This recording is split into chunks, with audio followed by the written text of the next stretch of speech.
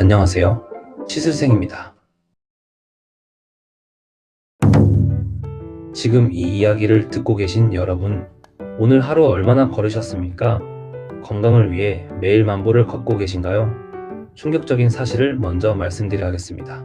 정형외과 전문의로서 35년간 2,300건 이상의 무릎 수술을 집도하며 목격한 진실은 잘못된 걷기 습관을 가진 사람에게 걷기 운동은 약이 아니라 연골을 갈아먹는 독이라는 것입니다. 특히 지금부터 말씀드릴 5가지 잘못된 보행 습관 중 하나라도 해당된다면 여러분은 걸을 때마다 무릎에 망치질을 하고 있는 것과 같습니다. 오늘 이 콘텐츠는 30분 분량의 정밀 진단 내용을 압축하여 듣는 즉시 여러분의 무릎 수명을 10년 이상 연장시킬 수 있는 가장 확실한 보행 교정 솔루션을 제공합니다. 가장 먼저 교정해야 할 5번째 습관, 바로 포켓워킹, 주머니에 손을 넣고 걷는 행위입니다. 단순히 건방져 보여서가 아닙니다. 생체역학적으로 우리 몸은 걸을 때 팔과 다리가 교차하며 척추의 회전력을 상쇄하고 균형을 잡도록 설계되어 있습니다. 그런데 주머니에 손을 넣으면 팔의 스윙이 구속됩니다. 상체가 통나무처럼 굳어버리죠. 이렇게 되면 보행 시 발생하는 충격이 분산되지 못하고 고스란히 무릎 관절로 쏠립니다. 독일의 연구 결과에 따르면 팔을 흔들지 않고 걸을 때 무릎이 받는 하중은 무려 34%나 증가합니다. 하루 1만 보를 걷는다고 가정했을 때 주머니에 손을 넣는 것만으로 무릎은 3,400번의 추가적인 타격을 입는 셈입니다. 1년이면 120만 번입니다. 해결책은 간단합니다. 장갑을 끼십시오. 손을 허벅지 옆에 가볍게 스치듯 앞뒤로 흔드세요.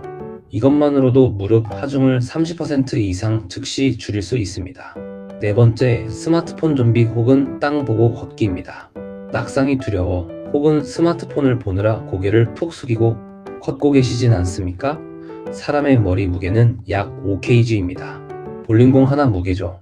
경추 위에 얹혀 있을 때는 무게감이 없지만 고개를 15도만 숙여도 목과 척추, 그리고 무릎에 가해지는 하중은 27kg까지 증폭됩니다. 상체의 무게 중심이 앞으로 쏠리면 무릎 앞쪽 슬개대 대관절에 엄청난 압력이 가해집니다. 연구에 따르면 고개를 숙이고 걸을 때 무릎 압력은 41% 증가합니다. 쌀 한 가마니를 짊어지고 걷는 것과 다를 바 없습니다. 당장 시선을 교정하십시오.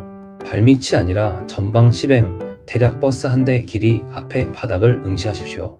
턱을 살짝 당기고 시선만 확보해도 경추 정렬이 맞춰지고 무릎에 가해지는 쏠림 현상이 사라집니다. 3번째, 이것은 한국 중년 여성의 80%가 자신도 모르게 저지르는 가장 치명적인 습관입니다. 바로 니 스냅, 무릎 튕기기입니다. 걸을 때 무릎을 쫙 펴야 운동이 된다고 믿고 뒷무릎이 당길 정도로 다리를 쭉 뻗으며 걷는 분들 계십니다.